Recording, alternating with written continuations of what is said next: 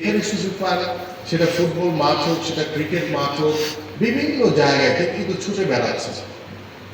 এবং খেলাধুলার মাধ্যমে আমি যে কথাটিতে ছিলাম যে সামাজিক মূল্যবোধ, নীতি নৈতিকতা আমাদের বর্তমান সমাজে যেভাবে আমরা ছোটবেলায় যে আমাদের মুরব্বীরা রয়েছেন এখানে অনেকেই, বা আমিও আমার লেভেলে দেখেছি যে আমরা সবাই একসাথে থাকতে বেশি পছন্দ করতাম, এখনো করি। কিন্তু এখনকার জেনারেশন দেখা যায় যে কিভাবে একা থাকবে, কিভাবে আলাদা আলাদা থাকবে, কিভাবে দূরে থাকবে, কিভাবে বাবা মা ঠিক আছে বড় করে দিয়েছে, বড় করে দেওয়ার পরে আলাদা একা হয়ে যাবে।